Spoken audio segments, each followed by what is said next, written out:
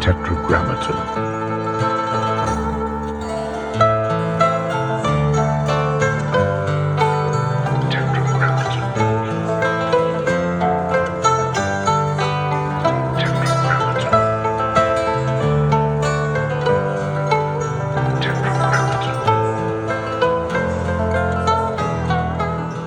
My wife, her mother was from a deeply Mormon family, and her father was Irish Catholic and war hero. And when they decided to get married, both sides of the family refused to go to the wedding unless the other person would convert.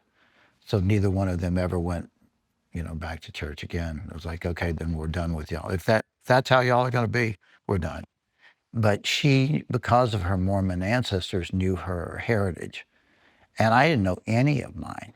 I had heard that the name Wallace came from Scotland, but that was it. Mm-hmm. And a cousin of mine had been in the army and had visited Scotland, and he had come back with it. He said, there are Wallaces in Scotland. So my wife was a dancer, an amazing dancer, and she didn't really want to have children, which we hadn't had that discussion, but I really wanted to have children. So we're trying to work that out.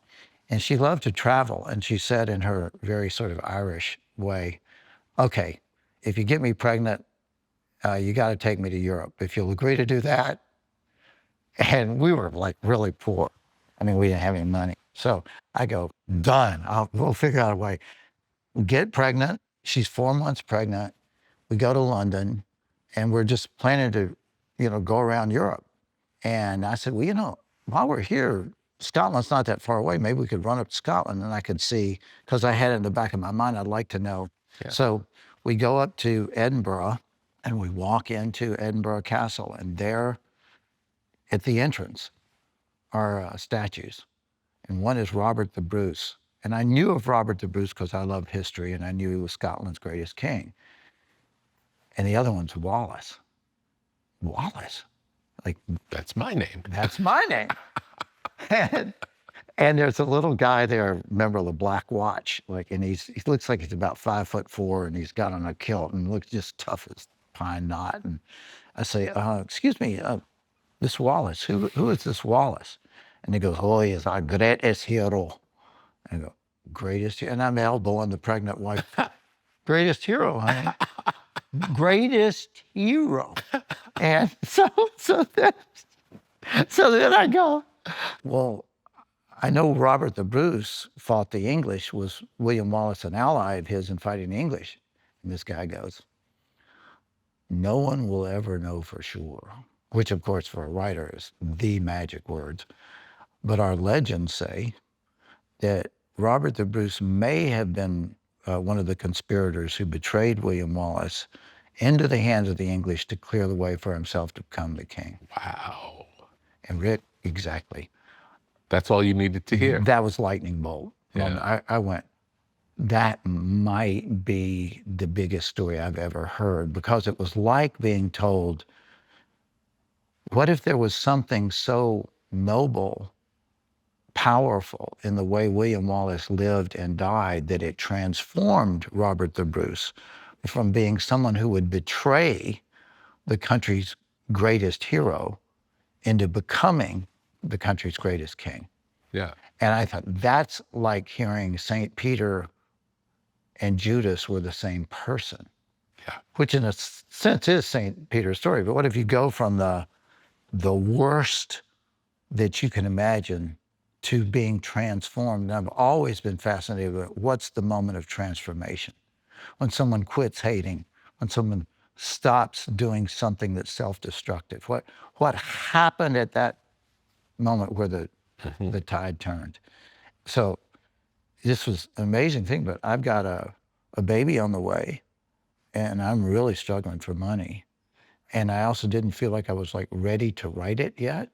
It was 10 years before I sat down to do it. Now, get back to Virginia on the way. Did you start doing research right away from that moment? No. I'll tell you a spooky story with this. I looked in the Encyclopedia Britannica, and it said there are no reliable, really historical records about William Wallace other than we have an idea that he lived, we have an idea that he died. But what we do know is that his stories have inspired his people for centuries. Enough for there to be the statue next to the greatest king. Exactly. So clearly there's something. Yes, exactly. But And was he like written out of history?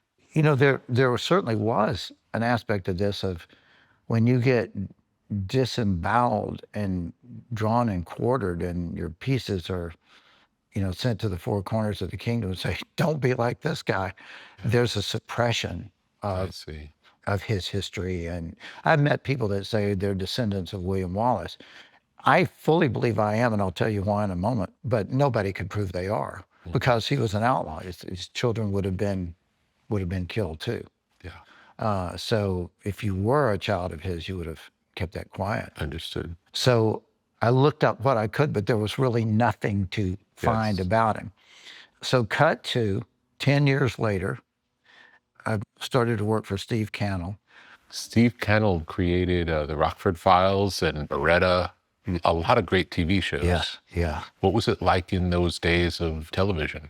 Well, Cannell was amazing, Rick. I met him through Mike Post, who's probably the most successful television composer of all time, because Mike did all of Cannell shows. He did Steve Bochco's shows. I think he does Law and Order and all those. I mean, just his body of work is really amazing. How did you know Post? Okay, this is the greatest story. When people say, you know, how do you go from a kind of a frustrated, broken, emotionally and financially broken singer-songwriter who packs up all the stuff he owns in Nashville to a Toyota and drives here knowing nobody, and how do you end up in the movie business? It's like, okay. So I always worked out a lot because it made me feel Yeah. Endorphins. yes. And I felt that I was growing rather than declining. Yeah. And that was crucial for me. When I was in Nashville, I was working maybe 100 hours a week at this place called Opryland. And I really loved it. And that was one of the reasons I spent so many. But when I got signed at Tree Music, which is a big BMI publisher in those days, then I had a songwriting contract. And I would get up at 4:30 every morning and write a song every day. So I had that routine sort of thing going. Do a lot of songwriters that you know work that way? I don't think they get up early necessarily, but in Nashville, there is a big thing like Tom T. Hall Yeah. said, you've got to write a song every day. Yeah. And I've heard stories from, I mean, of course, you know McCartney directly. I know guys that know him, but they'll say if he sits down at the piano to write, he'll write 4 or 5 songs before he stands up. They won't be Yeah. all finished, but he does the thing. And I love it in your book. You talk about the difference between my song could be better and my song isn't any good. Yeah. Or, you know, there's two different, you know, ways of looking.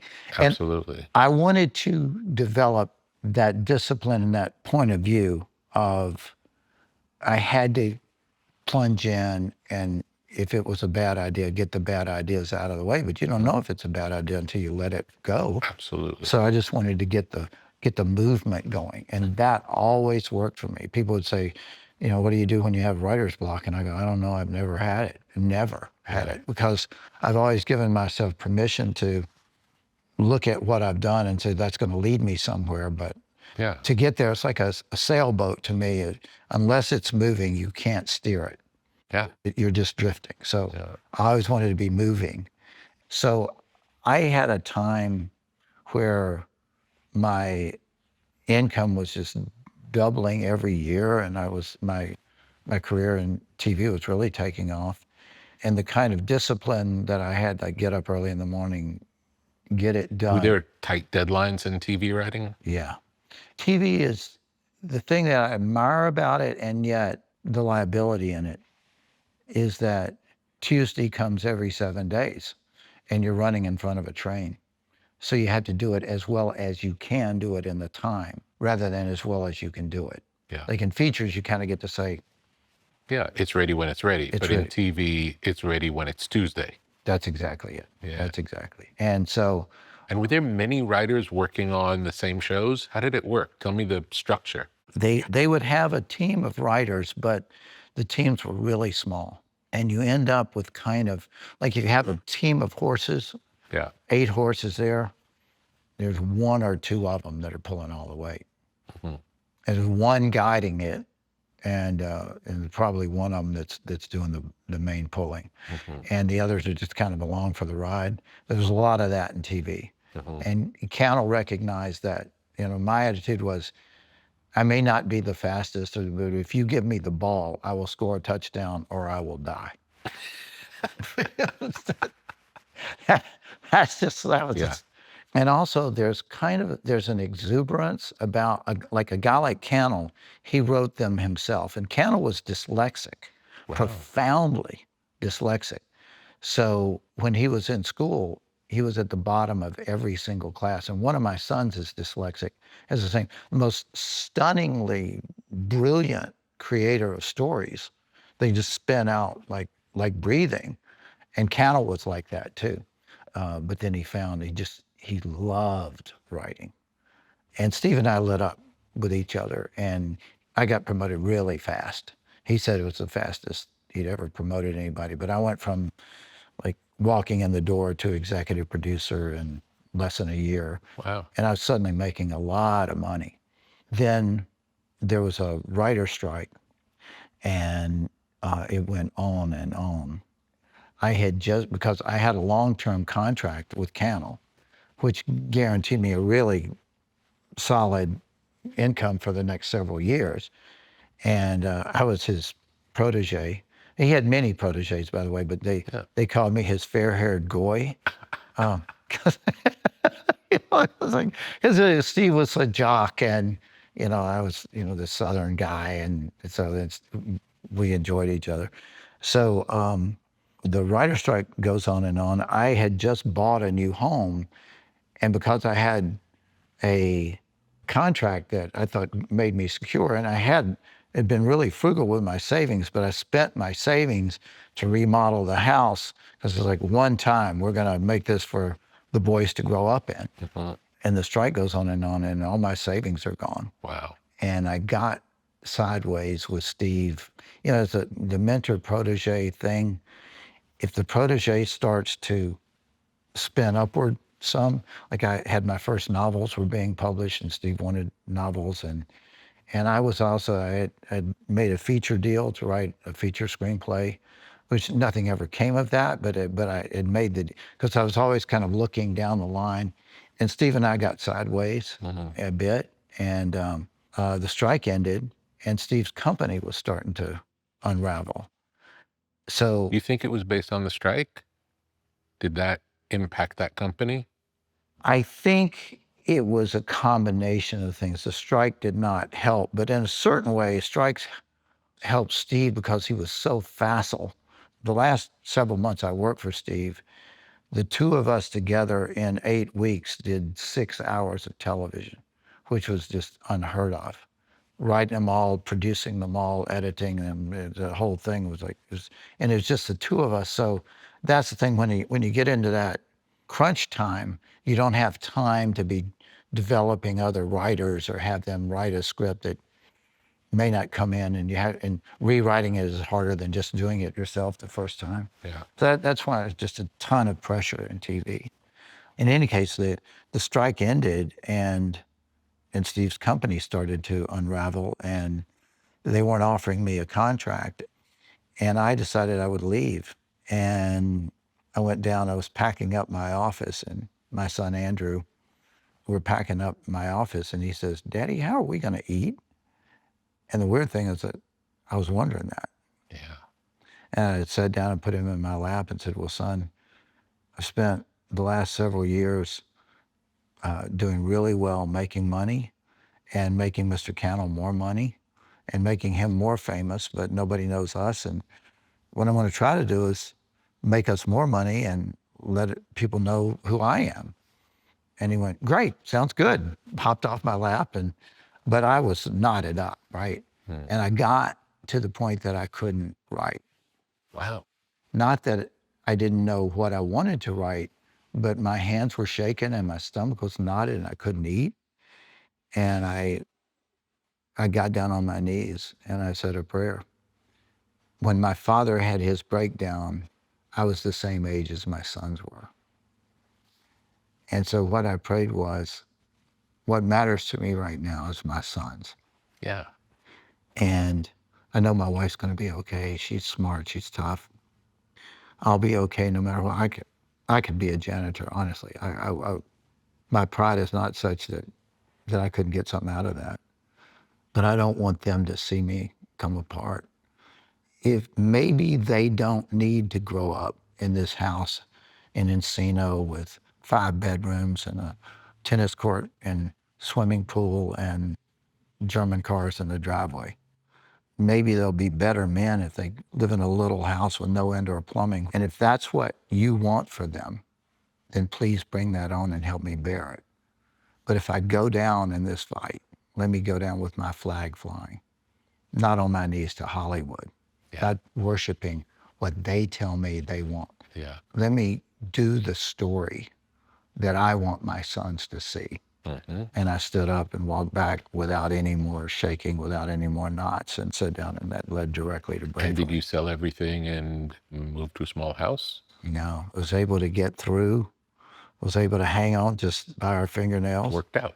Until a big script sale with a story called Love and Honor, and then Braveheart. And so suddenly it's like, I was doing the stories like I wanted to do. So you have the idea for Braveheart on a trip to Scotland, and now 10 years later, what happens next with Braveheart? So I started by, I think you'll love this. I'm deep into your book, by the way. I know that this is like right in line with what you're thinking.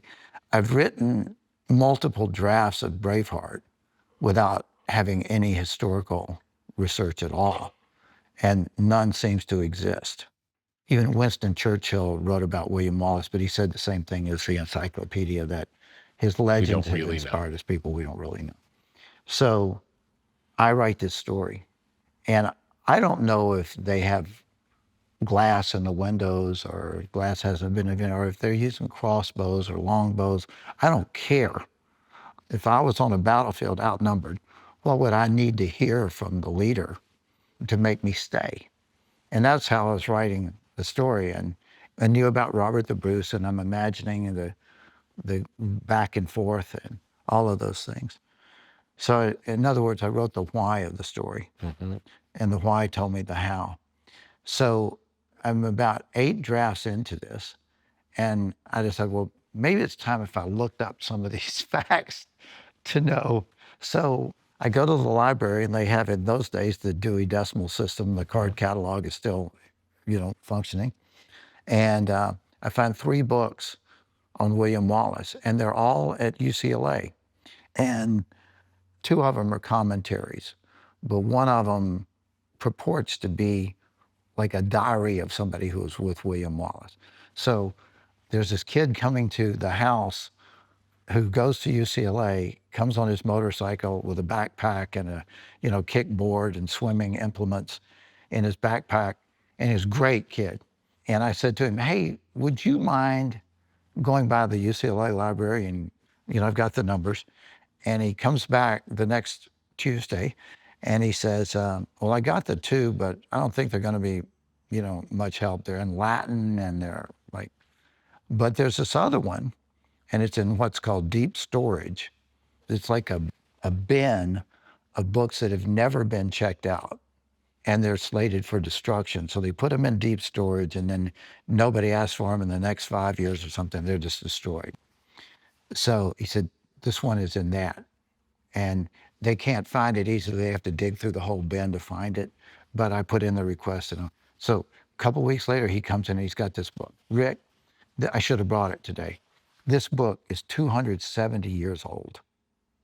I mean, at Duke, and I'm sure at UCLA, if they think it's a valuable book, there's a rare book room, and you go in and you put on white gloves and you can, but he's got it in his backpack, and the thing is 270 years old. And they were going to destroy it. They were going to destroy it. Yeah. It's in rhyming Scots verse because a guy named Blind Harry, who was not blind, he was the Ric Flair of Scotland, and Yeah. he would go through the Highlands and recite this epic poem, and it's like 200 pages of rhyming Scottish couplets, and it tells the story of William And Wallace. that's how they remembered it. That's how he remembered That's how they it. remembered it, through the rhyme. And it has this really elaborate foreword of about 30 pages, but the pages are like ash. So I read this thing, and it's got incidents that are in my screenplay. Amazing.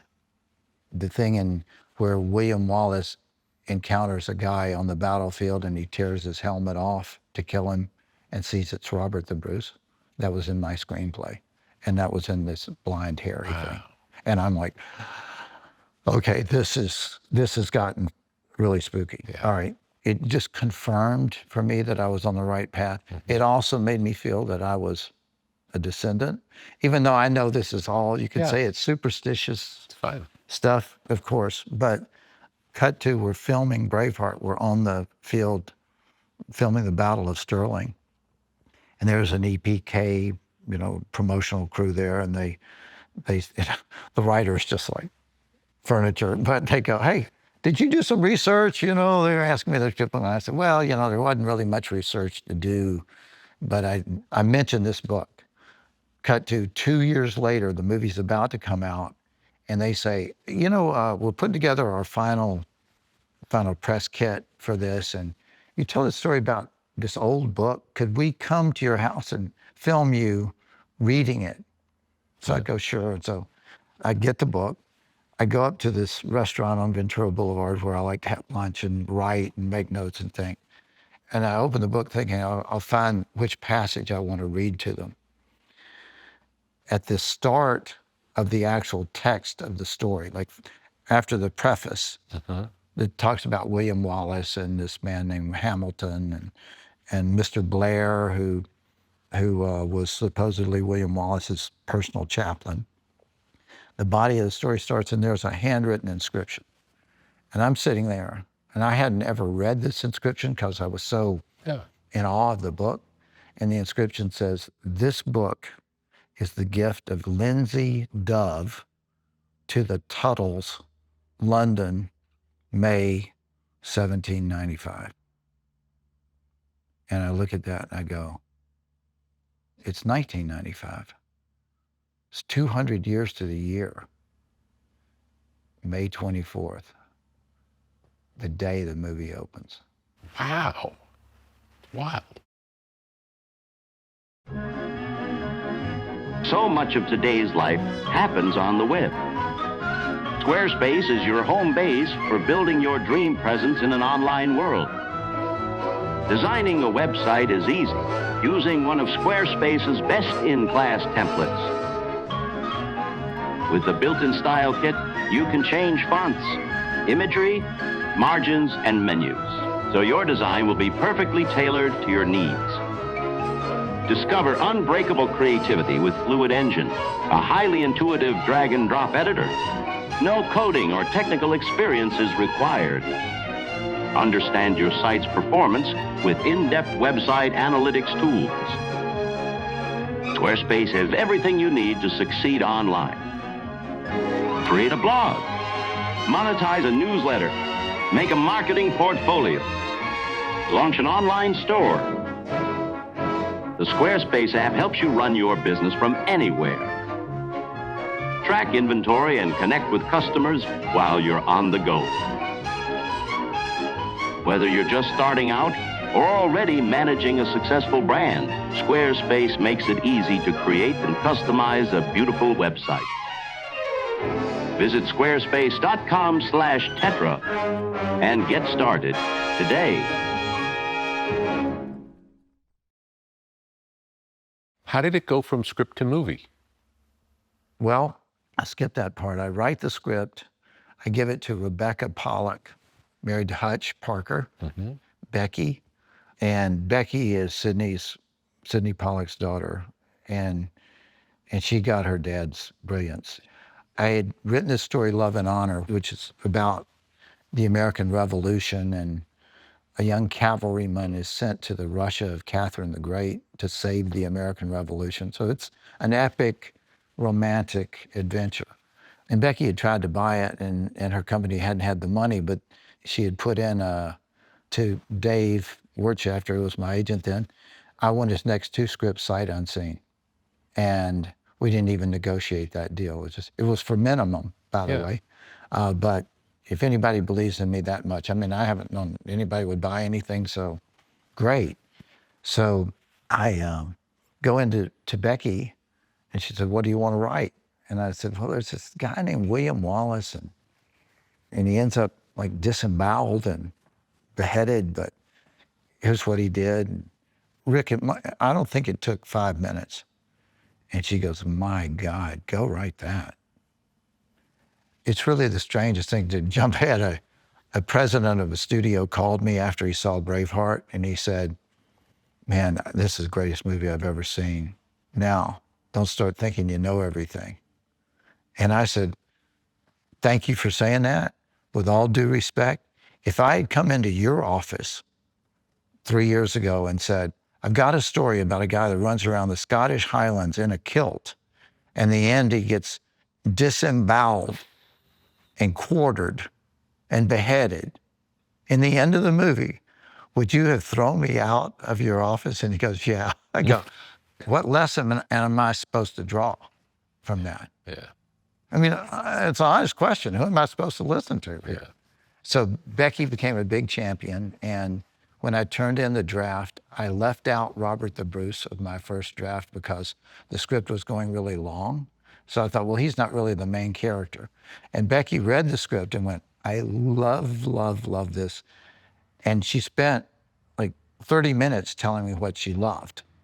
Then she said, you know, you had mentioned this guy, Robert the Bruce, and maybe you ought to think about putting that in the gentlest part. And I couldn't wait to get back and get to work, as opposed to the people that go, okay, it's good. Now, here are all the things wrong. And you spend an hour telling you what's wrong and in 2 seconds saying they like it, and you don't believe them. Yeah. Becky was the opposite. So I had Robert the Bruce back into the story, gave it to her. She called and said, strangest thing's happening. When we put out a script for all the executives to read, their assistants read it first, and they're in kind of a big kind of bullpen area, and they're all sitting there crying. All of them said, I've never seen anything like it. And we think we've got something here. And she said, who do you want to play William Wallace? And I said, the only one I can think of is Mel Gibson, because he's... Based on what? He had the masculinity and the edge and the vulnerability, the legitimate... What did you see him in that was the example? Lethal Weapon was amazing in that he had this wild, crazy, like almost fun streak. And he had this tortured vulnerability, like, I don't know if I can go on. And he really played those things with enormous depth. And then he had played Hamlet, and then he'd done a movie called Man Without a Face. So those things showed me that he had ambitions beyond just being the current action movie guy. So we send it to him, we don't hear. And then my agent calls me and says, are you sitting down? And I go, no. He goes, well, you might want to sit down. Mel Gibson wants to have breakfast with you tomorrow morning. Well, oh, okay. Now, it's not that I wasn't excited, but I've met enough stars from music and other things. When I was at Opryland in Nashville, I met a bunch of country music stars, and really, they're people. Yeah. But I also know the valence that exists when you're around a person who could just by a notion, just like, I've always liked Vikings or something, and then you launch $30 million of development because every studio is trying to put together a movie to get this guy, and how people start to try to say, what does he want? And try to say what they think he wants rather than what they believe. Yeah. So I walked around the neighborhood and I prayed sincerely, please don't let me kiss his ass. Yeah. I mean, those were the words. Yeah. because I'll have no value to myself and no Yeah. value to anybody and no value to him. Yeah. So we walk in and we sit down at the Four Seasons, and we're sitting there. It's Mel, it's his partner, it's the chairman of the studio, it's Becky, and it's me and Mel. And he's read the script. He's read the script. And he breaks the ice by saying, so William Wallace, Randall Wallace, are you guys related? That was the opening. And I go, well, it's sort of like saying, something causes cancer. If you can't prove it, And I go, I can't prove I am, but nobody can prove I'm not. And he kind of laughed. Rick, in like 2 minutes, I'm like a tent revivalist, and I'm leaning across the table, and I'm pounding on it with my fist. And I go, listen, here's how it is. Bottom line. Every movie has an underlying message. Whether it wants to or not, it has a message. And the message of most movies is the guy with the biggest biceps and the cutest dimples and the greenest money and the bluest eyes, he gets the girl. That's what most movies say. This movie says if you're faithful to your heart, even if they cut it out of your chest, you prevail. That's the movie I want to make. That's the movie I want my sons to see. You want to make that movie, you need to say yes. You don't want to make that movie, you need to say no. And everybody at the table kind of sat back like, oh. But Mel leaned forward, and it's like, this dude's in. And nobody says anything else. It's like, well, I guess we better get back to the office. And everybody's like that. And, Yeah. and they all get in. We're standing outside in the parking lot, and nobody's looking at me, and nobody's talking to me. And I get, my car comes, and I'm driving away, my cell phone rings, and my agent's, what the hell did you say? And I start, well, somebody had to talk. Yeah. And he goes, no. The chairman of the studio, Alan Ladd, just called me and said, I want to double Randy Wallace's deal. And I want to make the next movie that he writes for us, he directs. That's incredible. He said, I just don't know. from that first meeting. From that meeting. So the two scripts that I did for them, that studio, were Braveheart and Man in the Iron Mask. Wow. And I did them both for scale. Amazing. It's like minimum. But the next script I wrote, Pearl Harbor, set a record for an original script sale. So you know how it's weird.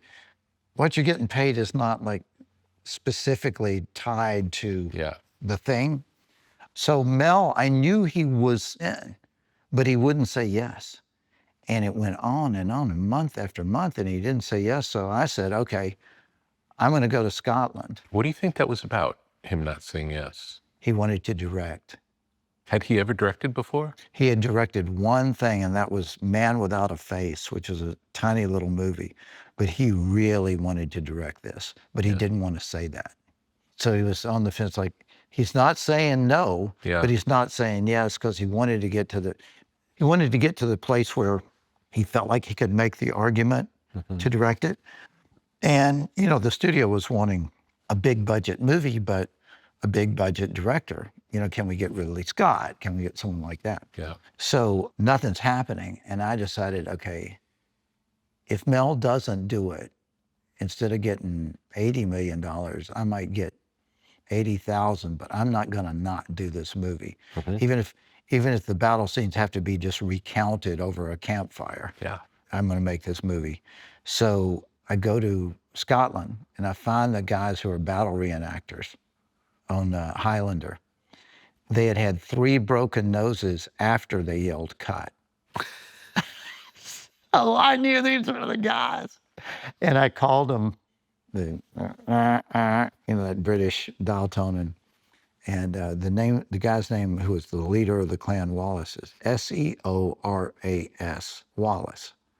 So I was unfamiliar with the name, so I called and said, and somebody goes, hello? And I said, may I speak with Seoras Wallace? And they go, who? And I go, Seoras Wallace? Shut us. You'd be looking for shut us. Oh yeah, shut us. And he comes, hello? And I go, shut us.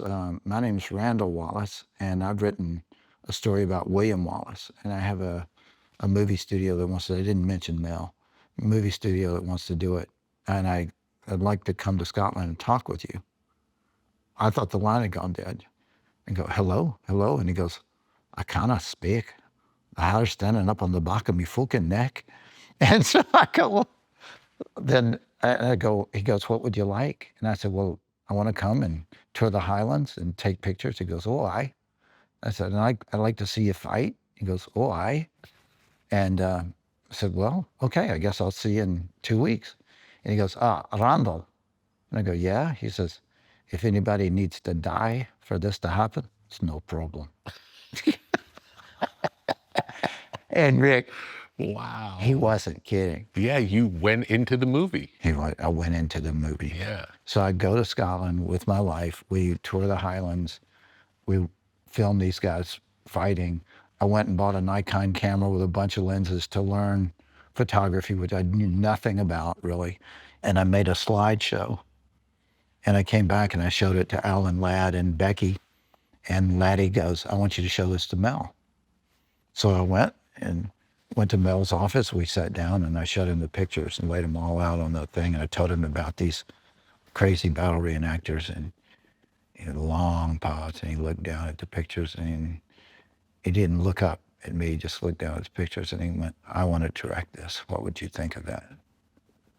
And I went, I'm all in, man. Be there right there, whatever it takes, full sport. And then he calls the studio and says, I want to direct. And so. And then was the studio open to that right away or it took time? They were open to that, but Mel wanted to direct and not star in because he really wanted to establish himself as a director. I see. So he was saying, I'll direct it, but I won't star in it. And they're saying, you can direct it, but you must also star in it. And they worked that out finally. And that, of course, I don't think it could have possibly worked out better.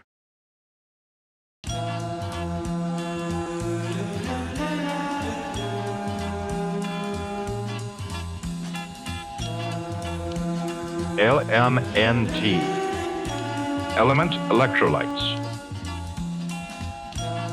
Have you ever felt dehydrated after an intense workout or a long day in the sun? Do you want to maximize your endurance and feel your best? Add Element Electrolytes to your daily routine. Perform better and sleep deeper. Improve your cognitive function. Experience an increase in steady energy with fewer headaches and fewer muscle cramps. Element Electrolytes. Drink it in the sauna. Refreshing flavors include grapefruit, citrus, watermelon, and chocolate salt. Formulated with the perfect balance of sodium, potassium, and magnesium to keep you hydrated and energized throughout the day. These minerals help conduct the electricity that powers your nervous system so you can perform at your very best. Element Electrolytes are sugar-free, keto-friendly, and great tasting. Minerals are the stuff of life. So visit drinklmnt.com/tetra and stay salty with Element Electrolytes. LMNT.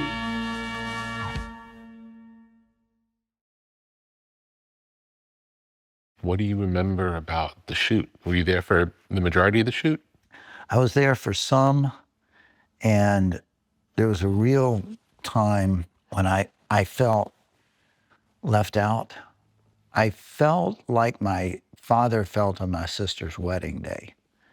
They were taking pictures and stuff, and my sister there with her new husband, and my father said, sort of under his breath, sort of to me and sort of not, he said, she's got another shoulder to cry on now. And man, I thought it was one of the most revealing things of a father's love and how you have to let your children go and all of that. Yeah. And I felt like, man, people would come in and ask a question and I would be, what? And then not your job anymore. Not my job. Yeah. Mel's got to do it. Yeah. And we were having dinner in London, just Mel and me. And this was really funny too for me, Rick, because Mel was the biggest star on earth at that point. And I was a totally unknown screenwriter. It's my first movie being made. And it was really funny because in England, people would come up to you at a table and go, oh, excuse me, Mr. Gibson, I'm so terribly sorry, but my niece just terribly fancy as you. And could you possibly give me an autograph? And they would do that. In Scotland, a guy would come up with his wife and go, "Hey, Mel, kiss my wife." You know, and the woman would grab him like it was, so it's really different. And we just gotten back from Scotland and we're talking and Mel's telling me about, we're trying to cast a certain role. He says, "I've found exactly the right guy to play. It's a key role. I don't want to say which one because I don't want to say which actor." But he said, "I found the perfect guy. He has no idea who he is. This he's a terrible human being." He would, and I go, "Oh, why would you want him in the cast?" And Mel said, "Look, Randy," and Mel's super smart, and I think he could sense what I was feeling about everything. And he said, "The truth is, writers write, directors direct, actors act from their essence as a human being. And I want to cast people who are in their essence the character I want them to play." And he said, "This script is you. It is just bold and its heart is right out there. It is you. You gave your all to it. I'm going to give my all to it in the same way." From the time that he agreed to do it until the shoot, did you have a lot of discussion with him? Did it evolve much? Or was it basically the script that he read, that's what got shot? It's really funny, Rick. It went through a journey. I'd done a lot of TV, but TV is really different from a feature. And it was so wonderful to have this experience. We sit down and the first thing he asked me in our first sort of story discussion was, "Tell me everything you wrote and took out." That's interesting. What a great sort of thing. Yeah. And we went through a couple of things where he was asking if it was possible for me to combine a couple of scenes. There were, for example, the scenes in which his wife appears to him in dreams were really evocative to me.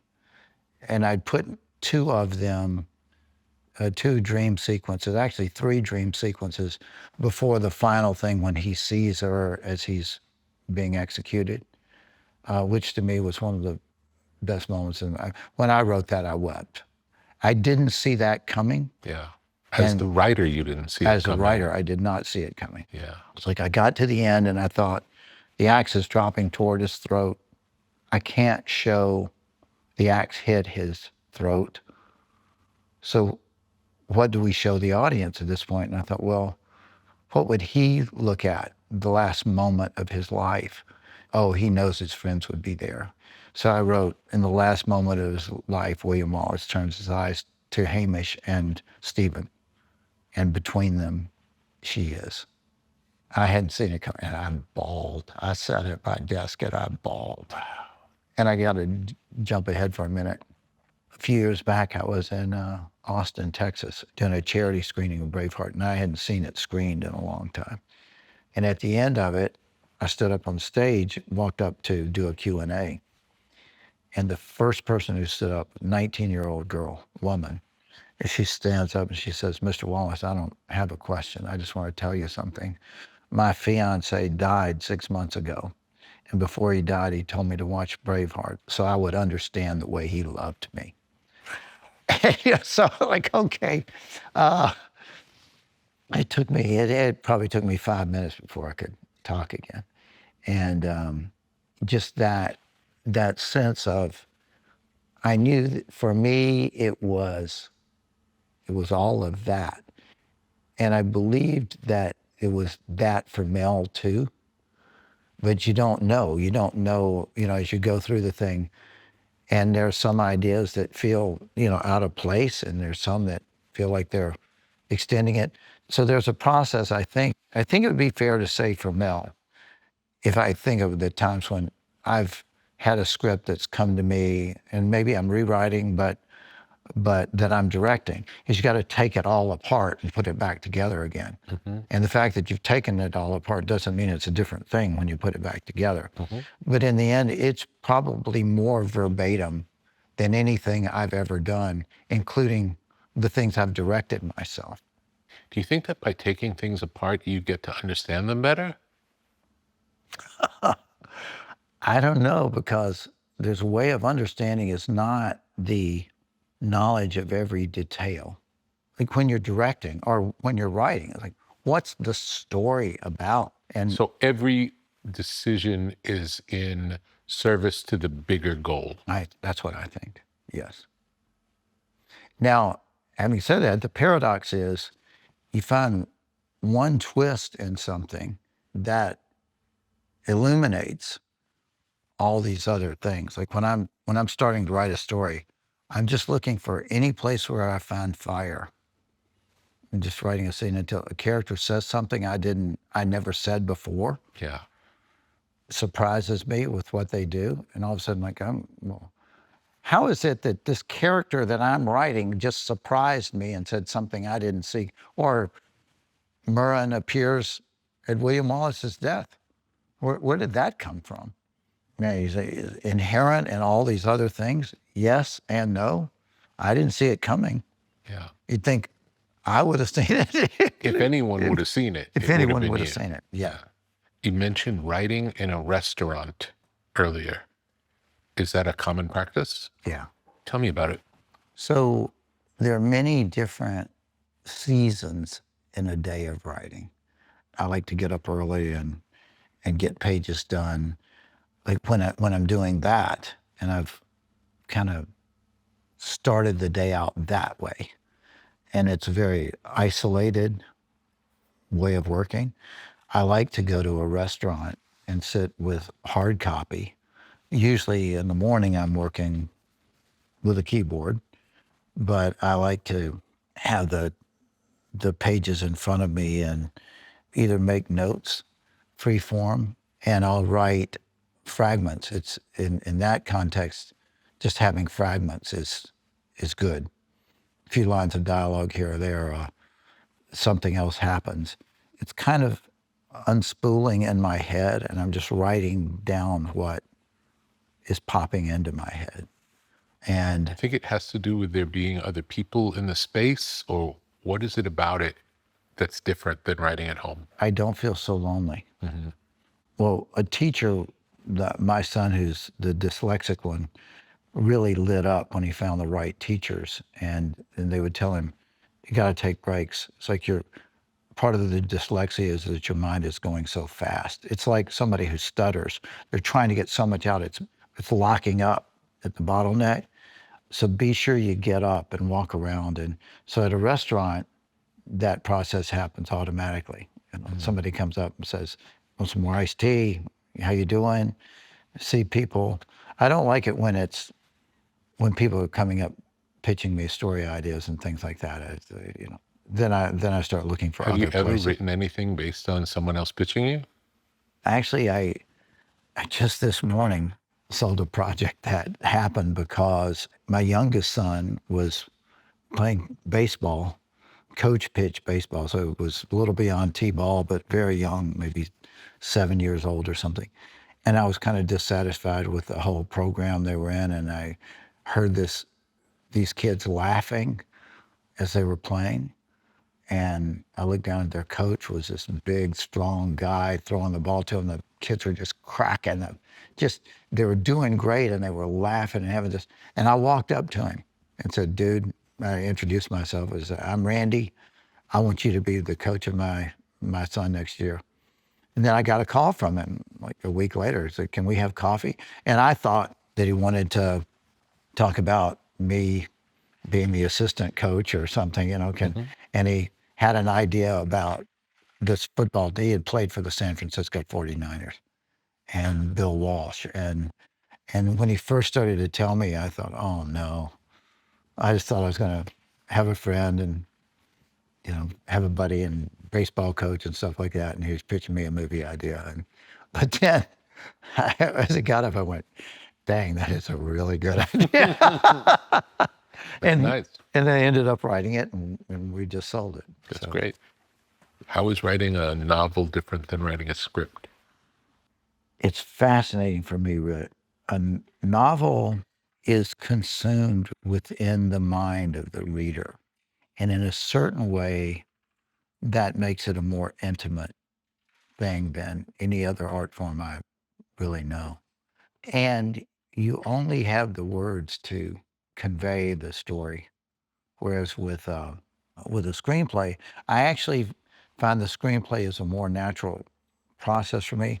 It's like when I started Braveheart, David Lean said a movie is really like 3 or 4 movie moments, and all the rest is just stringing them together.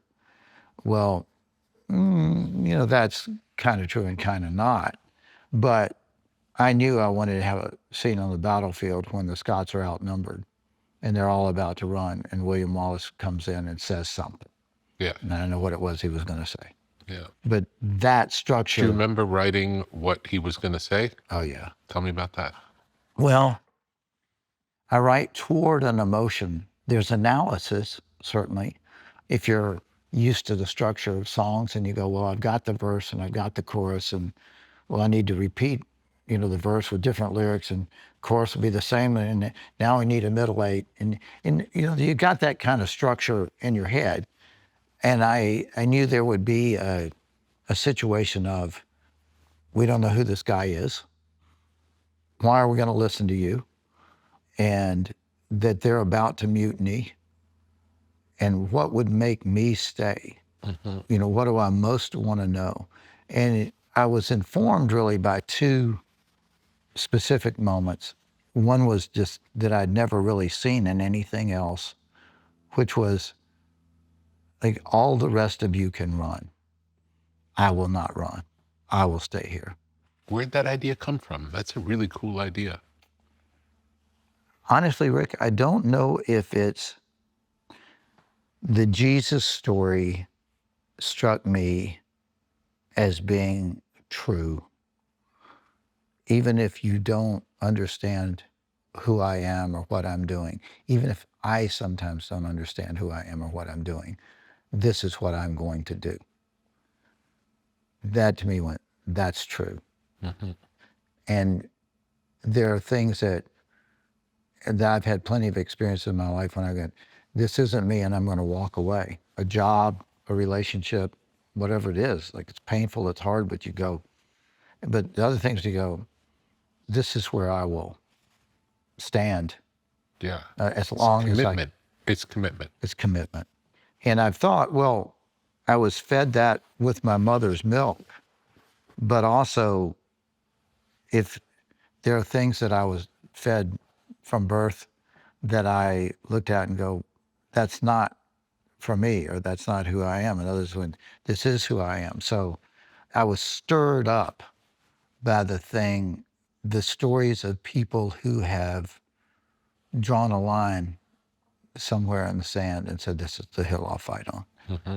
And I wanted William Wallace to get to there. I had seen this St. Crispin's Day speech in Shakespeare when he sort of says, men generations from now will think themselves beggars because they didn't get to be here on this day. How glorious this is.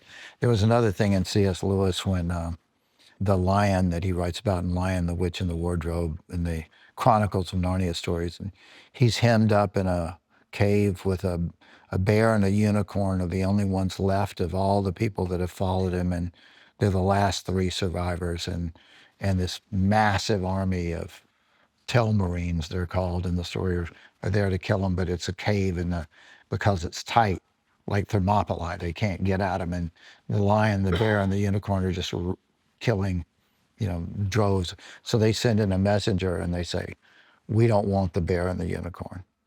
We just want the lion.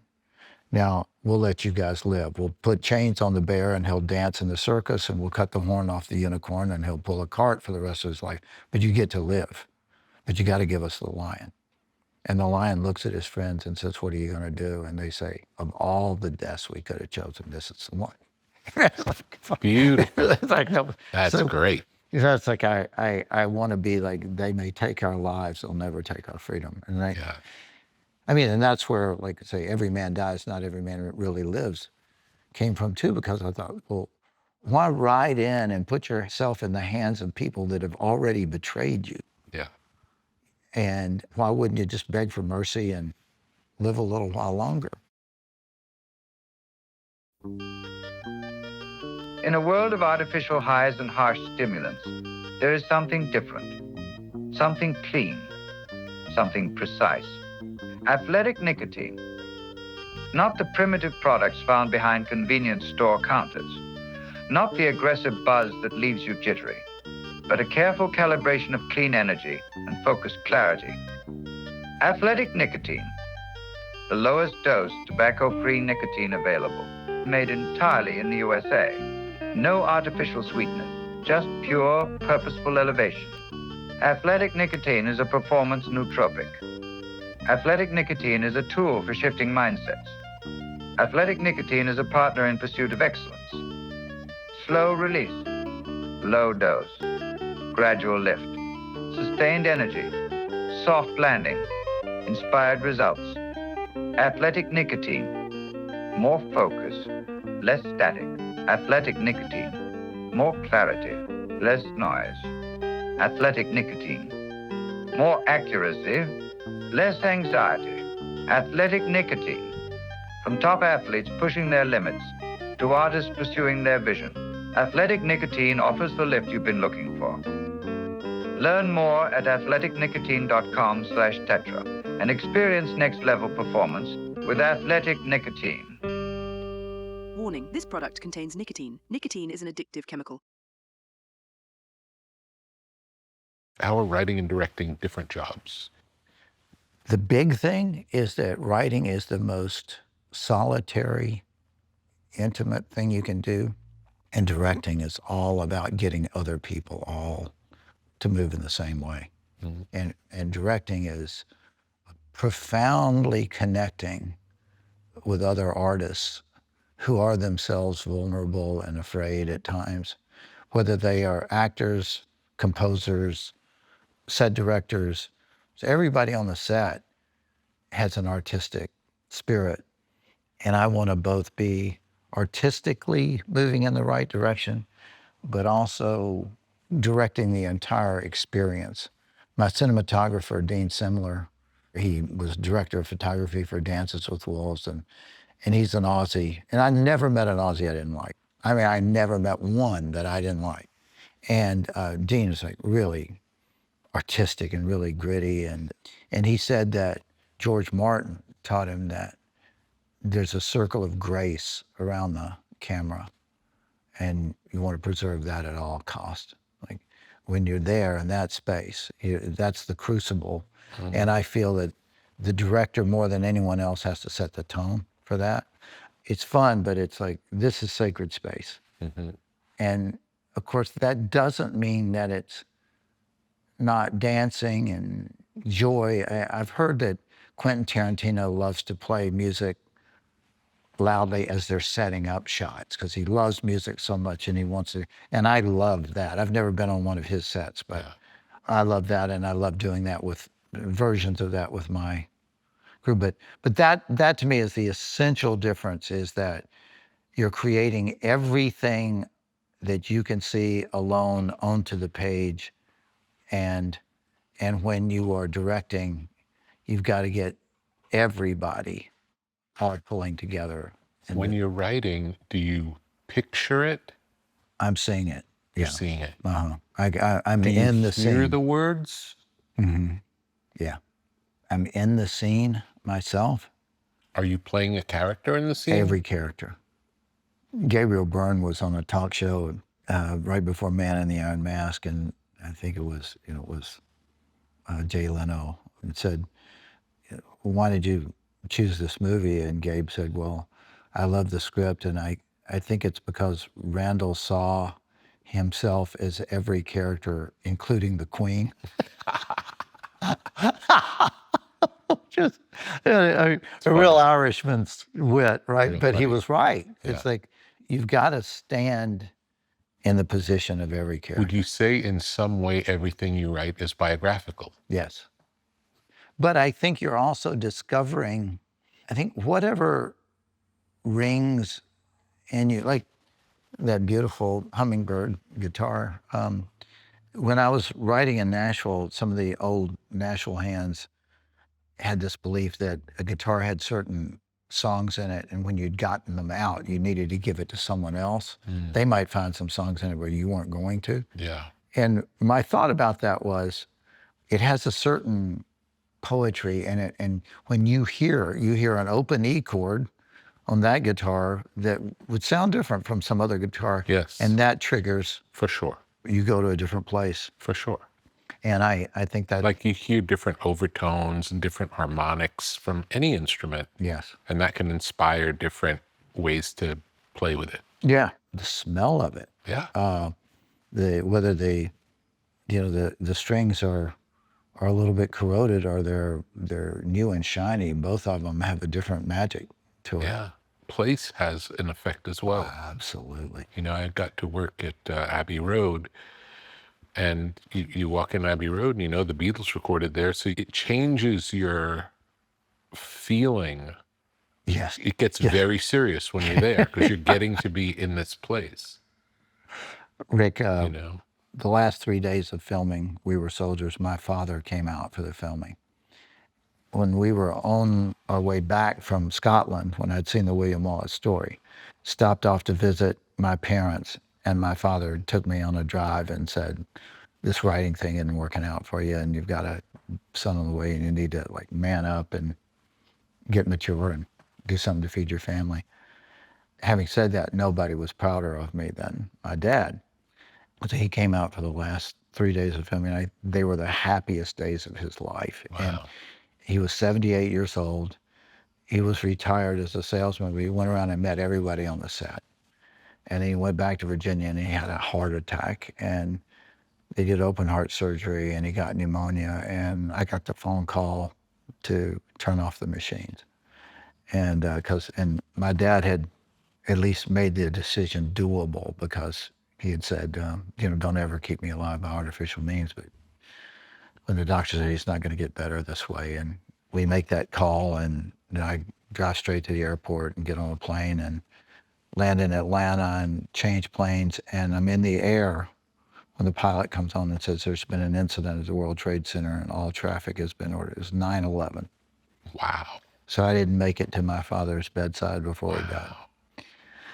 So we finally get the rest of the family out when they lifted the travel bans, and we have his funeral, and I get back to LA, and we're doing I go back to work right away because that's what he would want me to do. So we're doing the sound effects of the movie and the background voices, just the general chatter. And this Vietnamese guy who had played an enemy soldier was doing Vietnamese voices in this thing, this kind of sweetening, they call it. And he comes up to me on a break. And this is my first day back after my father's funeral. And he says, in this broken English, he says, Mr. Randall, I'm so sorry about your father. And I say, well, thank you. Let's get back to work, because I don't want to get emotional. And he goes, I'm so sorry. He goes, let's just get back to work. And he goes, no, listen to me. And I, what? And he says, the last day on the set, your father came up and talked to me. And your father said to me, where's your father? And I said, well, my father died in Vietnam. And your father said to me, then I'll be your father. Wow. Yeah. So I go on. Now, I generally, when I tell the story, I say that I tell the guy, well, if you think you're in line for an inheritance, you got nothing. But of course, I didn't say that. I just had to say that to get over the emotion. But a few days later, my editor This said, is why you could never talk to anybody on the set. oh, yeah, that's right. That's right. It's so funny. It's exactly what you didn't want. I mean, it's a beautiful story and you will have it forever. But there is work to do. Yes. And I was not going to get much done after that. Oh, no, it's a disaster. So my editor says to me a few days later, we need a requiem hymn for the end of the movie. And my composer, Nick Glennie-Smith, had written this beautiful score. So we took a little piece of it, and I picked up a legal pad and in 5 minutes wrote 3 verses and never changed a word. And we recorded that at Abbey Road. We recorded this at What's it called? Mansions of the Lord. Oh, great. Let's listen to it.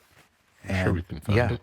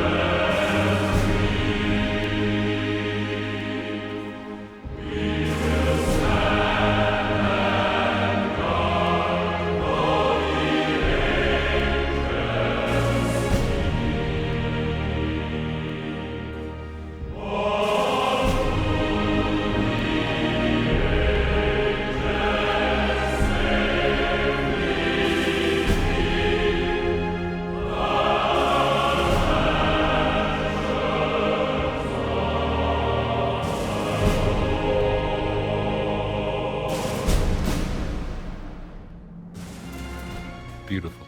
So George Harrison died the night before we recorded that. So when we walked into the studio, and into Abbey Road, Yeah. the whole way was covered in flowers and candles. So for me, it's a hymn, Yeah.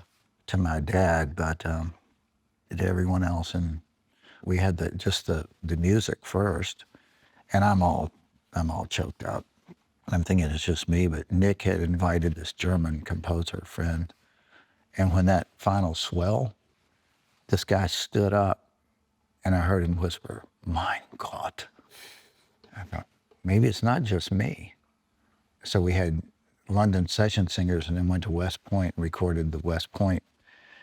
And like half a dozen of the people that sang on that died in combat in Iraq.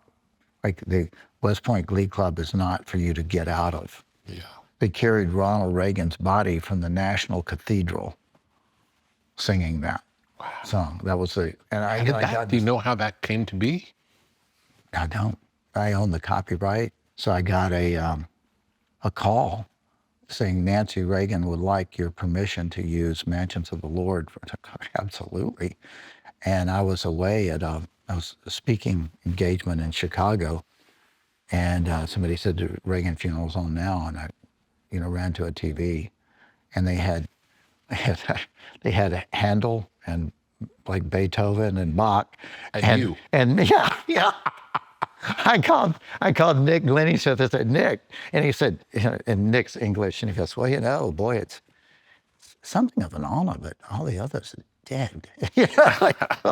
Yeah, but we're not, And so it was an experience for me of, you never know what will happen, and all of the times of getting up at 4:30 in the morning and just writing, just grinding through and grinding. It was that discipline. I did spend a time in Nashville where I quit my job, saved my money. I slept on the floor. I did nothing all day long except writing, studying music theory, practicing guitar, practicing singing, practicing piano, going back and forth, and I just went crazy. I absolutely went nuts. Like, I was so depressed, and at the end of that, so like Jordan Peterson says, you find out what's too much. You find out that you need other people. You need to get up and walk around. You need to get out. How important is music in movies? I think it's the most important single element. Really? I do. In fact, I think you could tell a whole story with just images and music. Now, of course, Disney, I think, tried that in Fantasia a bit, like without a given narrative. And it was more about the beauty of the images rather than the emotional story.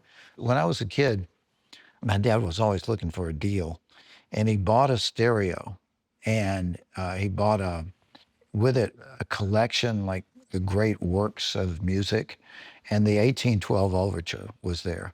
And I would turn that thing on. I mean, I'm talking, I was 8 years old or something, just full blast, and just stand there and listen to it and move my arms, and like I was directing it. But you can feel the battle and the rise and fall and the surge of all that. And you turn the music off in a movie, and it is absolutely dead, not nearly the same. How did you decide to make a Vietnam movie? How did you come to it? When Braveheart happened, it was kind of like getting shot out of a cannon. This friend of mine had told me, he was trying to help me get started in my career. He was a TV guy, but he said, "Randy, look, I know you're frustrated, and you look at other people and you go, I think I'm writing better scripts than I'm reading from other people." And he said, it's kind of like those ball machines. If you go to a batting cage and a ball's in that rack, and it just moves down just a little bit each time, but then it hits those spinning wheels, and now you're going 90 miles an hour. And he said, I think that's going to be that way for you. Well, I'm sitting at home, and I get a phone call from an executive at Warner Brothers who says, "I nearly got fired over your movie." I go, "Why?" Well, because Mel, he has an office at our studio, and we're supposed to be feeding him material and getting him to do his movies at our studio. And Braveheart wasn't on our radar screen, and it wasn't their fault. They had never seen it or heard of it. Just it had gone through Becky's company, which is MGM at the time, and then it went to Paramount. I'm sitting there and I get this phone call and they say, Kevin Costner has now read Braveheart and says he wishes you would send it to him and he wants to talk to you. And can you fly over to Hawaii? He was shooting Waterworld. And I said, boy, I wish my father were here to hear this. I would love to fly to Hawaii to help Kevin, but I've got to fly to London to help Mel.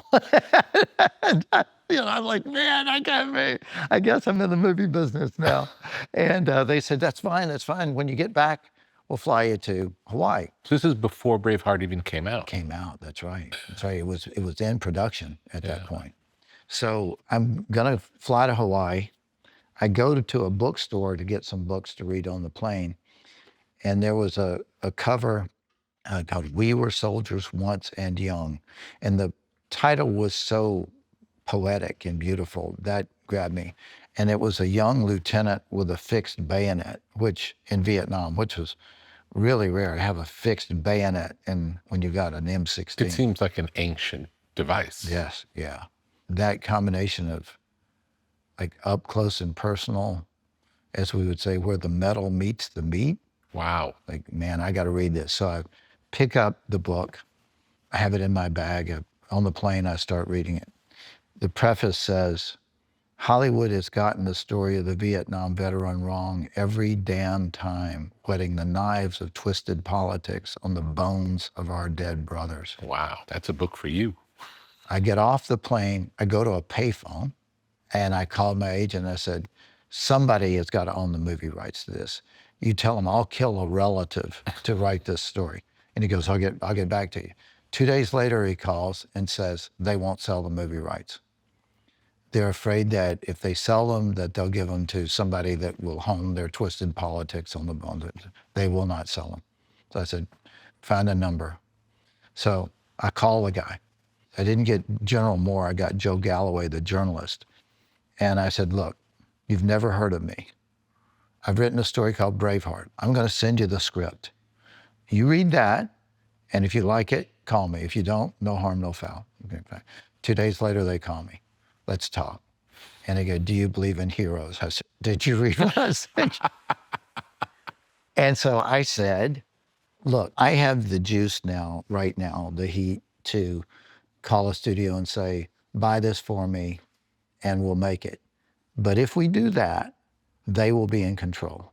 No matter what they say, they'll own it. If you let me buy it with my own money, I will pay you less than they would pay you up front.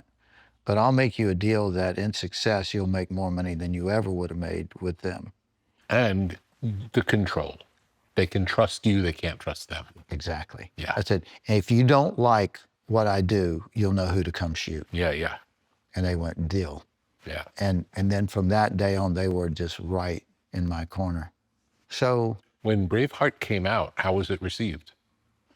Funny thing, Braveheart did, in a day when a movie might open at $30 or $40 million, it opened at like 8 or maybe 12. So it didn't explode. And mainly because of its running time. How was the press reaction to it? The initial reaction was they lumped it as an action movie. They treated it like it was Lethal Weapon 7 or something. Which it's not. And it was reviewed in Time or Newsweek. One of them had a review. They lumped it in with like Die Hard 2 under the heading, It's Summer, Let the Mayhem Begin. But it was then the audience reaction that started to cause, then the reviewers were going, no, you need to take a look. This movie, it has substance. But its initial thing was, oh, it's just hacking and stuff like that. And how long did it take to really get going? So they released it, and it was out for about 3 weeks, and the studio pulled the release. They pulled it off the market. Why is that? Because they felt that it wasn't getting the traction that it ought to have. Yeah. They knew from the audience reactions and their own reactions that, people were sitting outside the theaters discussing it, and women were gathered and I want a man like that that But kind it of wasn't building in audience. They pulled it off, They and pulled what it off, happened? and they came out again with it. They thought, okay, we're at the wrong time. It's not a summer movie, it's a winter movie. It's a more thoughtful. So they came out again right around Thanksgiving. So how many months between the 3 weeks and then coming back out? Well, from the end of May till Thanksgiving. So I never heard of that happening before. Is that a common practice? no, not common. And they brought it out again in the winter, and it So they re-released the movie. re-released it the second time, and it did okay again. You know, one of the problems was, say you've got 1,000 theaters, Yeah. and you've got a 2-hour movie, then you can have 4 showings or even 5 a day. But with a 3-hour movie, then you're really getting 2 a day. I see. So we're only getting half the return I see. from For the each same amount of time. same amount of time. Yeah, same number of days, only half as many screenings because the movie's twice as long. Exactly. I understand. Exactly. So So it's tricky on the box office because it looks like you're doing half as good yes, for the same number of people going to see the movie. that's right. Yeah. Exactly right. Yeah, I understand. And the word of mouth was just phenomenal. Yeah. But it wasn't reflecting in the number of screens in the box office that we're getting. So they came out with it a second time in the winter of '95. And then when it got all the nominations for awards, they released it again, the third time. So the total I've never heard of anything like this before. true story. Yeah, that's wild. The domestic box office was for Braveheart Yeah. was around 50 or 60. It was not. The international was massive, like 300 or something. Wow. So how did it go from mediocre theatrical success to being such a culturally significant movie? And how did that happen? My take on it is, and of course I'm biased, but Yeah. is that it was the depth of its penetration into people watching. It wasn't like, I like this movie. It wasn't even like, I love this movie. It was like, I feel I this. feel this movie. Yeah. And How did Mel feel about it all? he had given so much. I once met a woman that I think it was Clint Eastwood's first wife. They had long since divorced, but I asked her about Clint's process and things like that. And she said when he's directed and acted, that for the first month or so, when he comes home, he can barely speak. He's just so depleted. Too much. And Mel had given all of that, but I think he felt the wave of reaction happening. People were calling, like Ridley Scott, you know, people like that you look up to and going, hey man, this is a great movie. And I think he was starting to feel that. But we all were thinking the box office would be way bigger than we were seeing so far. Yeah. So it took a while to get going. And And then it won Best Picture. oh yeah, won Best Picture. That's amazing. Yeah. Amazing. Amazing story. And then the DVD, Yeah. oh, they were massive. Yeah. Do you write for a particular audience? Yeah, actually I do. So I had an Uncle Lawton, they called him Uncle Toad, but he was a big, strong, handsome, intense guy. A lot of people were afraid of him, but he had this enormously soft heart.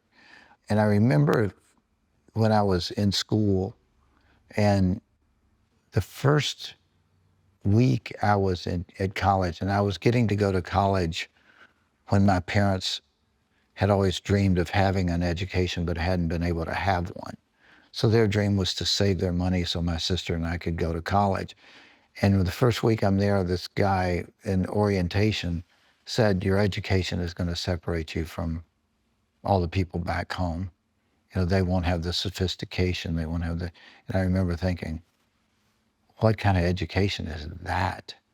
I mean, maybe they don't use bigger words than they need to use. Maybe they don't make references to German philosophical theology, but that doesn't mean they don't know more. It doesn't mean they're not, and I'm going to write for them. It's like, For everybody. yeah, that's right. It's for everybody. Yeah. How would you describe the part of you that's unchanging, that's always been there since childhood? There's a way in which I feel I'm exactly the same person. Like I look out at the world and think I look to the world the way I've always been. Like when I look in the mirror and go, well, you're older than, you know. My mother was an extraordinarily beautiful woman. And one of my cousins told me that when my father first took her to a Wallace family reunion, and she was maybe 19, he said, I saw your mother. And I said, that's the most beautiful woman I've ever seen. And it was really funny because my mother was really uncomfortable with being attractive. There'd been a family scandal where all the shame had been brought on the family by her grandmother had her father out of wedlock. And she was shunned from the moment of her pregnancy reveal. She never went into public again. So now my mother comes along and she's just this extraordinary beauty and just wants to hide it in any way she can, wants to suppress it. You're not supposed to be magnetic and attractive, certainly not erotic. You know, those things are out of the question. That was in the water in which I swam. And I was never even aware of it, how puritanical my upbringing was. But even in that context, I was still me. The artist part of, this is who I am, I'm not like anybody else.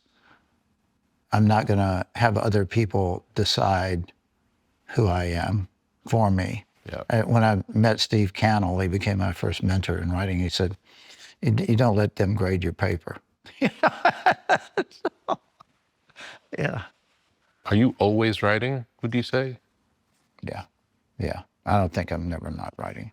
In fact, I always have multiple pens because they're like ammo. Like I got friends in Mississippi that always carry a couple of weapons and several clips of ammo. And I go, isn't that like a lot of burden? Do you write longhand?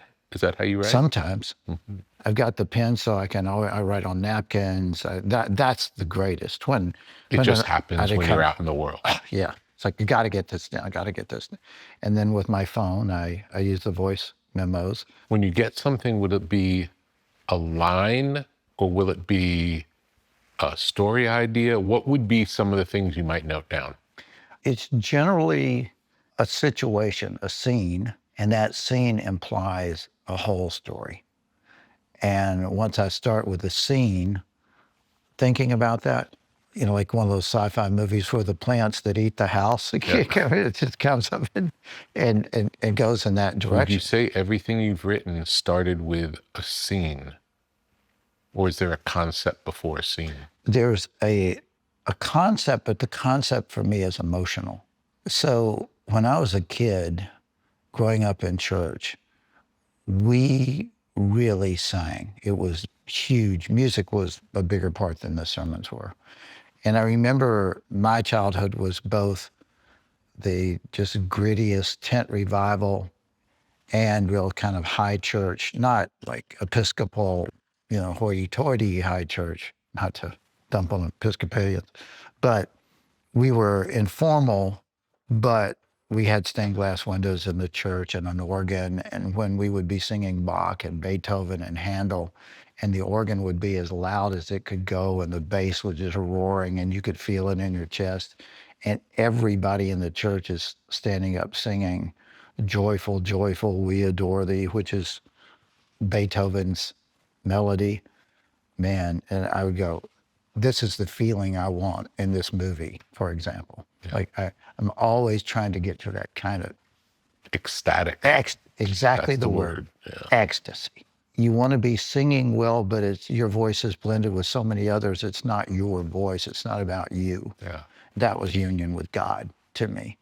And that's the feeling that I'm looking for in a movie when I've had moments when I was praying and I realized in the prayer that I had not written the words, that the prayer that was in me was the deepest part of my soul expressing itself but it became a very like simple, it was a question, but not like asking for something. Like, what do you want me to do as a father?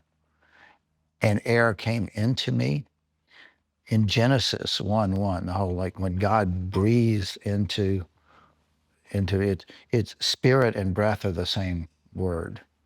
And and that happened to me without me thinking about it. I hadn't thought of that concept in like 30 years, but I had like God had breathed into me. It's one of the scariest and most ecstatic, kind of like I never did heroin, but when I've heard the descriptions of it, people say, well, you do it, you understand why people throw their lives away to get that again. Yeah. And they can never get that again. This is an out of body, or this is bigger than me, is a divine experience. Was it scary? In a way. In a way it was scary, and in a way it wasn't. It was like I've become fascinated with angels, the concept of angels. And the first thing they say is, don't be afraid. And that implies to me that meeting them is frightening. You know, your first experiences. And I've had those moments, and this maybe 4 times in my life when I felt like I was in the presence of something divine. Now, it's not unlike holding your baby for the first time or for the 1,000th time and smelling their breath and feeling their warmth. And I feel then I'm in the presence of the divine. And when I'm feeling real love, that is divinity to me.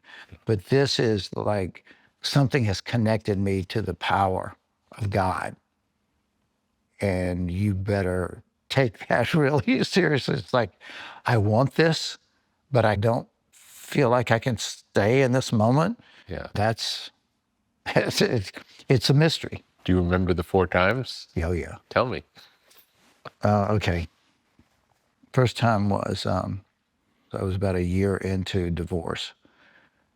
And I thought it was just the most devastating personal failure. I'd had other experiences. When I was 11 years old, my father had a nervous breakdown, and my father was the best man I ever knew. And I knew, so it always smelled like Old Spice, always had a crisp shirt on, a Botany 500 suit. His Oldsmobile was perfect, you know, and he knew the names of the guys that swept the floors as well as the name of the president. He was that guy. And he loved everybody. And he had a nervous breakdown, and that was terrifying. Do you know why he had a nervous breakdown? Yeah, at least my narrative of it. His father had died before he was born, and his mother was a widow, I think, before she even knew she was going to be a mother. Wow. Yeah. That's wild. Yes. My father was born 8 months and a week after his father died. His father got typhoid fever. Wow. The medical practice of the time killed him. Wow. They gave him Ipecac to make him vomit, and he got so dehydrated they had to stop. And he began to improve, and they said he's improved enough to resume the treatment, and they killed him, which says to me a lot about what we think we know. Yeah. You know, in any field. I don't care, science, religion, or Yeah. anything. So my father grew up very much on his own, and in the Depression, started working full time when he was 14. And he was so good at being a salesman because he could just connect with anybody. If we had my father here today, they could send him to, you know, like Osama bin Laden, and they would call up and say, we're sorry. Negotiating. Like, we're done. Yeah. We're okay, it's fine. Just send Thurman over, we're all good. You know, I mean, he was really amazing. Yeah. And his confidence was just impeccable. But he worked for a company called Curtis Candy Company, which was they made Baby Ruths and Butterfingers. And he just rose and rose and rose in that. And then the company got sold to some sort of flippers, Harvard Business School guys that, okay, well, we'll increase the profitability by firing all the old guys. And my father was 38. and was making more money, than most everybody else was because he was a great salesman. Well, we'll replace him with a salary guy. We'll do blah, blah, blah. And he had never been fired from anything. Yeah. And it just destroyed him. I was with him, actually. The last sale he made for Curtis in 1961 was for $90,000, which was a tractor trailer truckload of candy. The next sale he made was for 90 cents. Wow. But he ended up rebuilding and becoming extremely successful. How old were you at that time? 11. Yeah. But I didn't have the personal guilt about my guilt then was I need to be the man of the family. I've tried to analyze this in light of my recent experience with feeling the responsibilities, like my friend Buddy that said to me, a relationship's two people.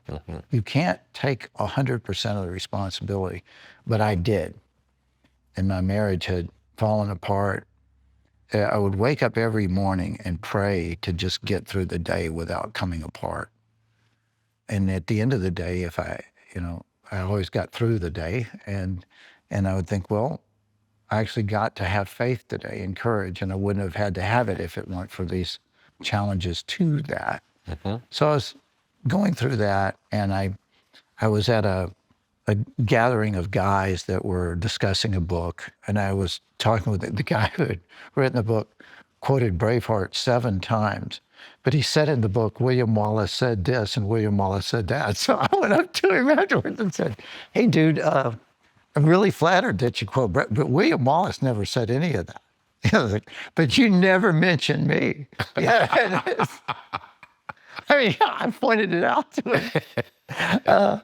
But he had given me some fabulous advice in that time. I said to him that in his book he asserted that it's a man's duty to rescue the woman if she is depressed or whatever else she is, that it's a man's duty to rescue her. And I had said to him, well, I'm divorced, and what I took from your book was that I was even more condemnation of my failure because I should have. And he stopped and said, if you took that, I'm really sorry, because like if you look in the Bible, King David is the greatest warrior in the Bible, but there are passages where David's hiding. He's maneuvering, he's making alliances. Like a soldier only knows to attack, but a warrior knows some hills can't be taken by frontal assault, and you have to. So you're saying King David was more like Ric Flair? Yeah. Nobody was like Ric Flair. David was good, but he was no Ric Flair.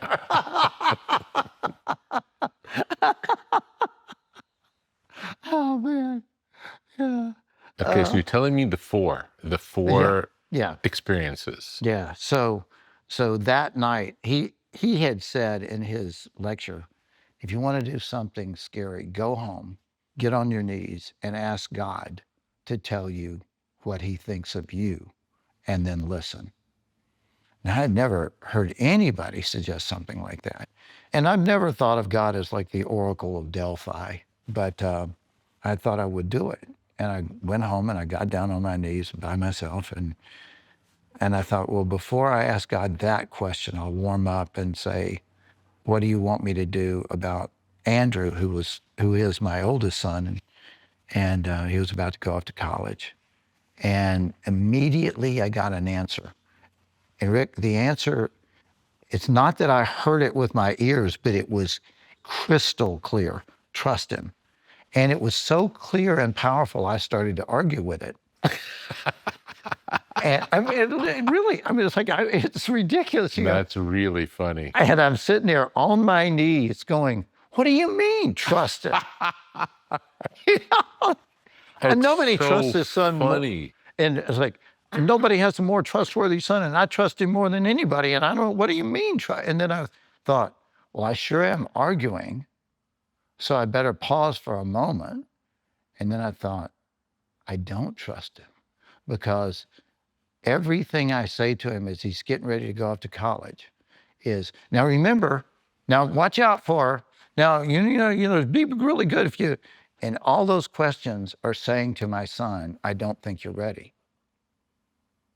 And what I need to say to him now is, I trust you, you got it. Yeah. And then I said, what about Cullen, who was about 12? It was like, include him. Include him. What do you mean? And all of these things that have been going on, it's like, well, he's the baby of the family. We don't need to like sit down and explain to him, like, oh yeah, we do. He knows more that's going on than anybody. So then I go, well, what do you think of me? And I get, I love you. And I bawled like a baby. Wow.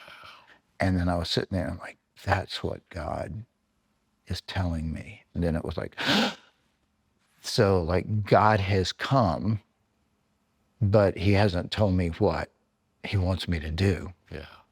And I was telling a friend who's in Opus Dei, like the ultra Catholic. Yeah. And he's Italian, so as I'm describing, I'm thinking, and he's nodding his head, and I'm thinking, is he nodding because he understands the English? Because English isn't his first language, or just like he's just nodding in sympathy, or he's nodding because he understands the experience. And so I said, well, I really feel like God was telling me he's got something for me to do, but he hasn't told me what it is that he wants me to do. And this guy goes, oh, he will. Like he was way down the line with having experiences like that himself. How old were you at the time of this story? Probably 52. Okay, here's what's interesting to me. You're 52. You were raised in a religious family. You went to seminary. Yeah. Your whole life, you were taught that God loves you, that God is love. And at 52, when God tells you he loves you, it makes you cry and you can't believe it. It's interesting because it's not divergent from anything you've heard your whole life. There's no surprise in that message. And I had never thought of that. And as you say that, I wonder about the dynamic there. Like, what is it that, along with being told that you're loved, somebody can be saying, I love you, just like I can be saying to my son, I trust you, but the very way I'm doing it is that I don't. And if it's, but what I'm really, as a parent, is I'm afraid. So I want you afraid. Be careful, those people out there that want to hurt you. And there are. I mean, there are. When I took my middle son, Cullen, to Scotland, right before he went off to college, and we wore kilts and ran around the Highlands with a bunch of the battle reenactors from Braveheart, many of whom are criminals. I mean, like open criminals. And one of the things I wanted to say is, look, Cullen, there are people who will want to knock your teeth out because you have teeth. These guys, that's exactly, now we're with them and they would fight for us. Yes. But just, that's how they look, that's how they smell, that's how they talk, that's how they walk, and they taught him a lot of lessons in that trip. But is the spirit that you're getting the spirit of love, the spirit of faith, or the spirit of fear, or the spirit of, distrust, which I suppose is a kind of fear? Or maybe it's intelligent to have it, I don't know. But it is right. It's like I'd been told, and I'd certainly had the experience of being loved, but I think I didn't love myself was a big part of it. I felt torn apart in divorce, actually, because I felt that there was a part of me that went, Randy, you love your family. You just don't know how to fix this. You even love your wife. You love everybody involved. You don't know how to, is it better? Did you feel guilty? Oh, yeah. Yeah. Like I felt inadequate. I felt like I just couldn't find a way to fix it. And that if I stayed, I was going to die. Wow. I mean, that's Heavy. what I thought. Yeah. It's heavy. And I even had those kinds of thoughts of, I'm not doing any good to anybody if I die. This won't help anybody, no matter who's mad or who's hurt or who's like, if I'm not here, that's not good. So it was dark. It was a dark time. And sort of being reminded that just as I loved my sons, that I was saying those prayers because I loved my sons. Yeah. Then I was in that mode. Mm-hmm. And the next time was I was having a movie come out. And every time I have a movie come out, there's this enormous fear that I'm going to be crushed by whatever happens, good or bad.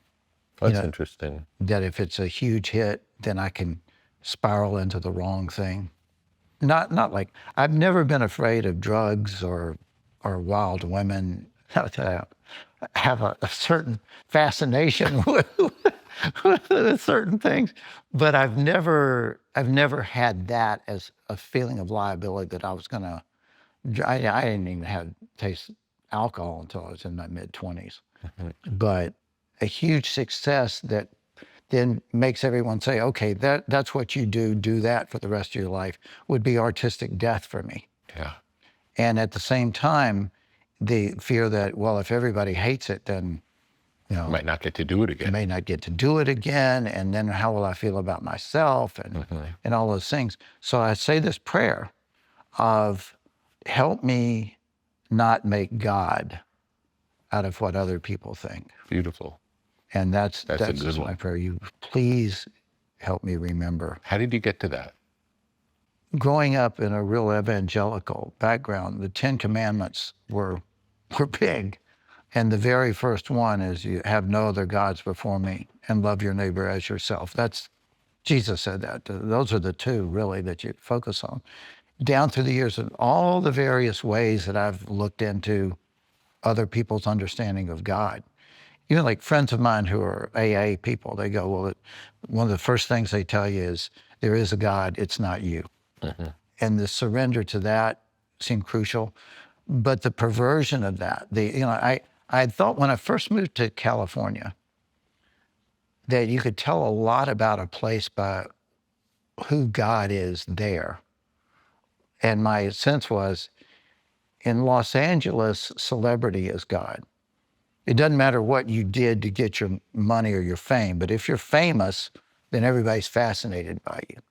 In New York, it's money. You might have done some horrific things, but you got a pile of money, then you're the center of attention. The South, it's more like pride and honor, which isn't better. I mean, it's like, just different. It's not better, but it's just different. But you make those things God instead of recognizing that there's a transcendence. Yeah. And accepting that I don't have all the answers gives me the sort of humility to go, this other person is worth listening to and loving. So Secretariat was about to come out, and the night before I got down on my knees, and it's a bizarre story. I had just gotten out of the shower and I was just getting ready to get in bed, but I was naked. But I got down on my knees, and it was odd to be like praying naked, but I was living in a place that nobody could see my balcony, and it looked out over the ocean. And I walked out and thought, I'm going to pray outside. And instead of like lowering my head, I'm going to look up at the stars. And I walked out and I spread my arms and I started to say the prayer. And suddenly it just went, there it was again. And then I went, this is God telling me. Not in like a bigger than a specific, bigger than go to Memphis and, at this street corner. It wasn't that. It was a bigger thing that words couldn't even hold. Yeah. And that was God. And as soon as that thought went, then it happened again. Twice in the same, like, Wow. and then it happened again recently. I have a window, stained glass, that I had made after I had the adventure with my hand. The doctor was going to amputate my right hand, and I got to keep my hand, and involved in that whole thing was a dream. I'd gone to sleep thinking they were going to cut my hand off the next morning, and I had this dream of the Wallace family crest, which is a hand holding a sword cocked to strike, a knight, and under it is pro libertate, which is like Latin for freedom, right? But in my dream, I dreamed I was the knight, And instead of holding a sword, it was a finger pointed toward heaven. And that was where they were going to begin. It was that finger they were going to start cutting off. Wow. And I woke up and went, God's not going to take my hand. And they rolled me in the next morning and put me under. And when I came out, my sons were grinning. Look, just like you do right now, that my sons were smiling. And my hand was still there. Yeah. And so I decided, well, I went and bought a Bosendorfer piano. So I'm going to play piano every day instead of squeezing a rubber ball. Yeah. And I'm going to get so that I can just dig in and play, like play Beethoven and do those like it. So every day I played, but I had this stained glass window made. And in the middle is the Celtic cross that's over my parents' grave. I try to pray for gratitude because, there's all that thing that you go, well, please watch over my sons. Please watch over this person. Please help this person heal or me. But I don't want that to be my last thought of the day. I want my last thought of the day to be thank you for all of the great things. In the morning, I'll pray for here's what I hope, and help me find my way, what I can do to help these things happen. Mm-hmm. There's a church in Rome that was a pagan temple. When they converted to Christianity, they adapted some of their culture, and they didn't pray hunched over with their hands together. They prayed with their arms open out wide. And I'd begun to pray that way and found that I felt more vulnerable and more open. It's very beautiful. Yeah. Beautiful idea. And so I was on my knees, but like that. Hands wide. Hands wide. Beautiful. And I had like a vision of this terrifying being. I was in heaven on my knees in front of the throne of God, but this being was between me. I couldn't see beyond him. And it was surrounded by like warrior angels. And this guy felt like he was the king of the warrior angels. And he looked at me. I know this sounds like that's wild. I've never done mushrooms. Yeah. I've never done. Sounds psychedelic. Psychedelics, but it really was like, there was so much like sober clarity to it. Mm-hmm. There's no intoxication feeling of this. And he looked at me and he did a motion with his hand, and this thing shot out like a bolt of plasma lightning, about a foot long, it felt like. And I didn't see this with my eyes, right? I saw this between my ears, but that thing hit me and I felt it hit me. I physically felt it hit me in the chest, this thing. And now I know this sounds like wild ranting. Yeah. I'm from Tennessee, okay? Like I go to Cracker Barrel. It's my favorite place. What do you think that was about? I think it was being told two things. It was, you have a mission and you got to do it. But again, like not what it's going to be, but there was an identity piece of it. Like you have been knighted by the angels. And now that's the most, as that comes out of my mouth, I haven't said this to anybody. Yeah. It sounds like the most grandiose, head up my butt thing that a person could say. But it felt like that. That was the experience. That was the experience. Yeah. And I honestly do feel that everybody has that. Yeah. That bolt of life that we are given, and it's our mission. And our mission isn't like limited by, go to the mailbox and drop in a quarter or something. It's a bigger thing, like be alive, be fully alive.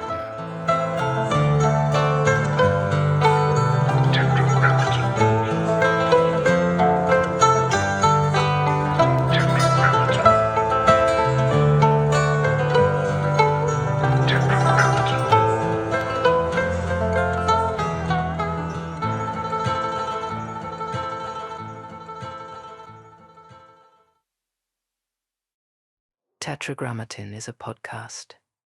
Tetragrammaton is a website. Tetragrammaton is a whole world of knowledge.